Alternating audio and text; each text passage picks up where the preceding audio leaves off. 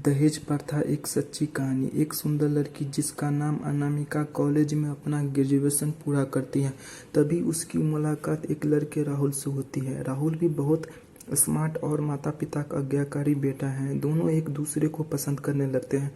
दोनों का ग्रेजुएशन पूरा होता है। राहुल अपने शहर में जॉब करने लगता है और लड़की भी एक अच्छी जॉब कर रही होती है। दोनों ने निर्णय लिया कि अब माता पिता से शादी की बात करने का वक्त आ गया है। लेकिन परेशानी यह है कि दोनों की कास्ट अलग अलग है। अनामिका ब्राह्मण और राहुल राजपूत। राहुल के समाज में दहेज बहुत जरूरी है, जो कि नगद में होता है।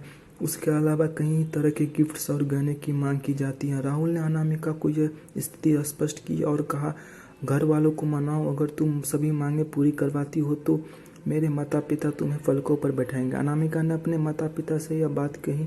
अनामिका के माता पिता को यह बात पसंद नहीं थी, पर अनामिका की जिद थी कि अगर मुझे दहेज दोगे तो मेरी इज्जत बढ़ेगी। अनामिका के माता पिता सक्षम भी थे, बिना मांगे भी अनामिका को बहुत कुछ दे सकते थे, पर उन्हें इस तरह दहेज की मांग करने वाले लोग पसंद नहीं आ रहे थे। लेकिन अनामिका की खुशी चाहते थे कि उन्हें यह डर था कि उनकी बेटी ये ना सोचे कि वे अपनी बेटी को कुछ नहीं देना चाहते। इसलिए उन्होंने सभी शर्तें मानी। शादी में राहुल को कार, फ्लैट, फर्नीचर के साथ 50 लाख नकद दिए गए। साथ ही अनामिका को गहने भी दिए गए।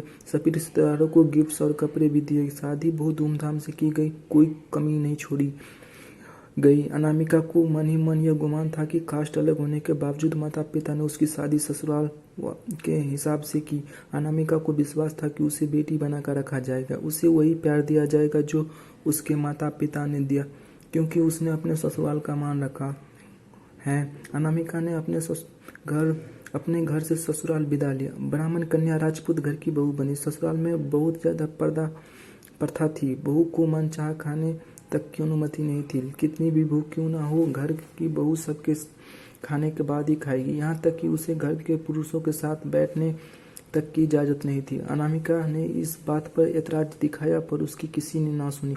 राहुल ने भी यह बोलकर मुंह फेर लिया कि यह तो परंपरा है। अनामिका को जो गुमान था वह धरा का धरा रह गया। उसे अपने माता पिता की बात याद आई। जब उन्होंने समझाया था तो वह उनसे बहुत लड़ी थी। अनामिका ने अपने सास ससुर और पति से बात की, लेकिन उन्होंने नहीं सुनी और उसे बहुत बेरहमी से पीटा गया।